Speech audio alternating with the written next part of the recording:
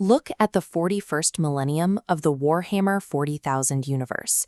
It is a decaying, fascist theocracy where humanity worships a corpse emperor and wages an endless, grinding war across the stars.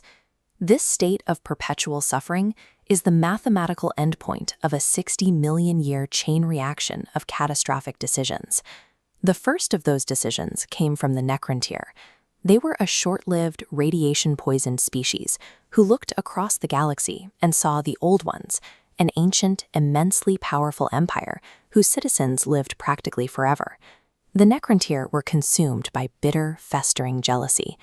To defeat their rivals, they struck a bargain with entities known as the Catan Star Gods. The Necrontyr traded their organic bodies and their very souls in exchange for immortality, transferring their consciousness into living metal constructs to become the Necrons. The newly forged Necrons won this war in heaven. They pushed the Old Ones to extinction, but the scale of the slaughter was so vast it broke the mechanics of the universe. This animated diagram illustrates what happened to the warp, the universe's spiritual mirror dimension. For eons, the warp was a calm, flat sea of energy, but the collective psychic agony of quintillions of deaths spiked it into a violently turbulent maelstrom. The once tranquil dimension twisted into the realm of chaos, a space composed entirely of pure, malevolent emotion and hostile energy. The Necrons' victory over the Old Ones permanently shattered the spiritual fabric of the galaxy.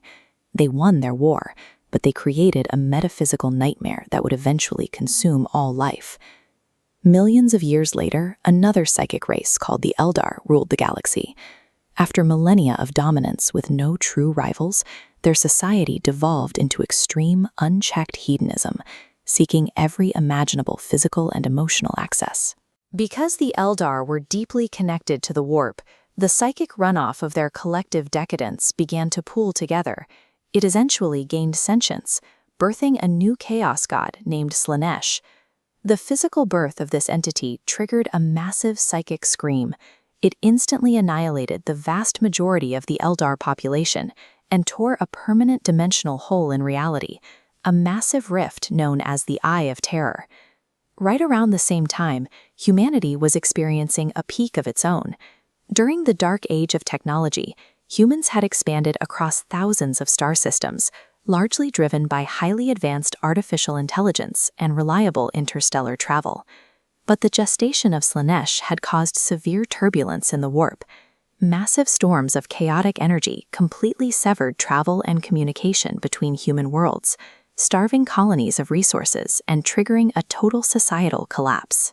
Humanity was plunged into an era of madness and isolation called the Age of Strife. Their golden age collapsed as a direct, secondary consequence of the Eldar's inability to control their own psychic evolution. This photograph shows the Cappadocia region in modern-day Turkey. In the lore, ancient Anatolia is the birthplace of the being who would become the emperor of mankind, an immortal perpetual created by a ritual sacrifice of prehistoric shamans. This bronze statue of St. George slaying the dragon echoes the emperor's hidden early existence. It represents humanity's fragmented memory of a real battle, where the emperor defeated a star god known as the Void Dragon, secretly imprisoning it beneath Mars. After hiding for millennia, the emperor finally revealed himself to reunite humanity. He launched the Great Crusade, a massive military campaign led by his genetically engineered sons, the Primarchs, and their legions of space marines. This image of the Martian surface represents the home of the cult Mechanicus.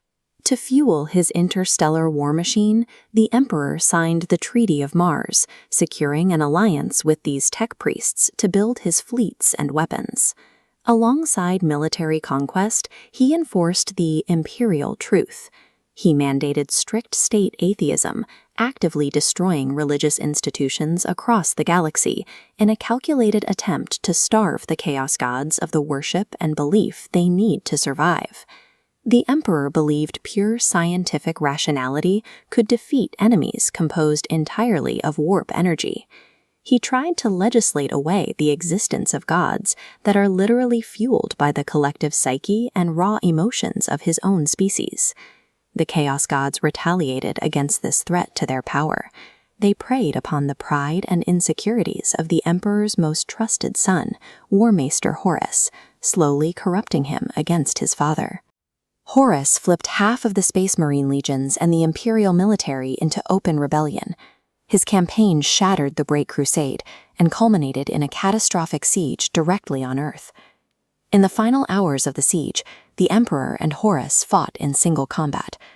The Emperor gathered the absolute limits of his psychic might to obliterate Horus's soul completely, but he absorbed mortal wounds in the process.